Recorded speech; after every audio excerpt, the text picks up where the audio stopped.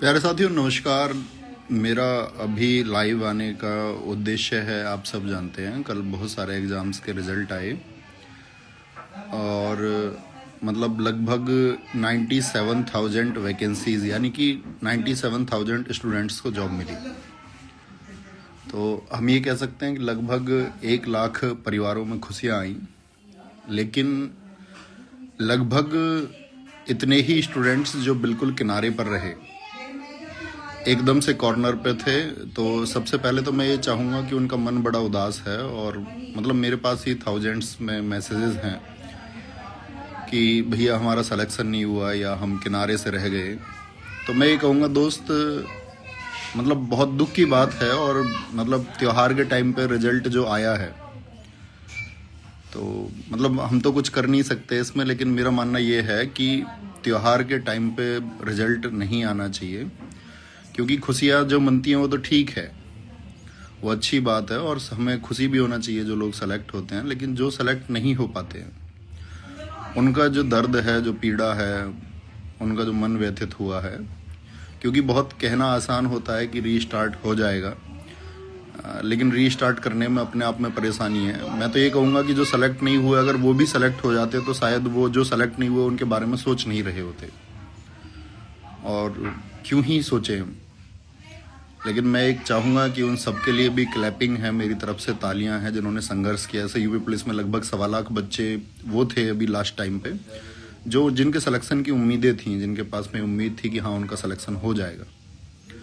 जितने सेलेक्ट हुए हैं उतने भर ही मैं कहूँ तो 60 से 70 हज़ार ऐसे बच्चे हैं जो डिजर्विंग थे, बहुत मेहनत उन्होंने की थी अपने सिलेक्शन के लिए, और जिनका सिलेक्शन हुआ है। कई तो ऐसे हैं कि ना सिलेक्शन होने वाले उनसे ज़्यादा होनहार छात्र थे लेकिन सिलेक्शन नहीं हो पाया। तो बस ये कहूँगा, लेकिन दोस्त जब त्यौहार के दिन ऐसे मन टूटे तो, क्योंकि त्यौहार एक ही दिन है, तो मेरा फैमिली मेम्बर्स थे जिनकी फैमिली में सिलेक्शन नहीं हुए हैं, तो मैं ये कह रहा हूँ कि उन बच्चों की ताकत बनना जिनका सिलेक्शन नहीं हुआ है, और आप एक बार उनको नरिश करना कि कोई बात नहीं बेटे फिर से हो जाएगा। तो वो जो ताकत मिलेगी ना, ऐसे मतलब उनको कोई ताना नहीं होना चाहिए, वो वैसे ही टूटे हुए रहते हैं और उनको ये लगता है कि यार जीवन में क्या होगा, क्योंकि फिर से एक नए टारगेट के लिए खड़े होना बहुत मुश्किल बात होती है।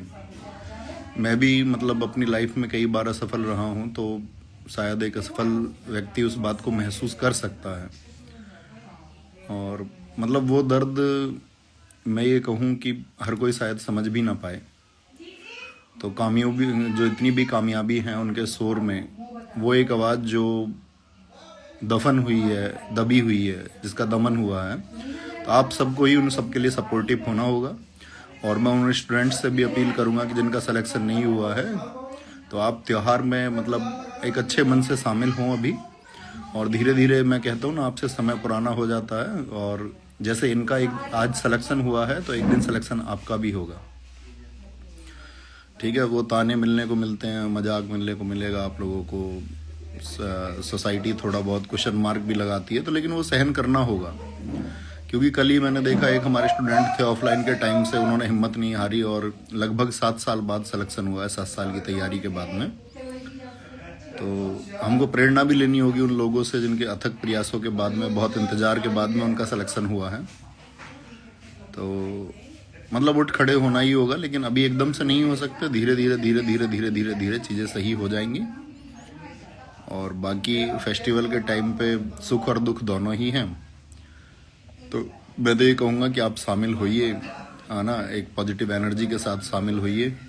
और ख़ुद को संभालो, और फिर से मेहनत करोगे तो ही राह निकलेगी, और उसके बगैर राह निकलनी मुश्किल भी है, ये सब आप जानते हो, बहुत अच्छे से जानते हो। तो इतना भरी मैसेज था कि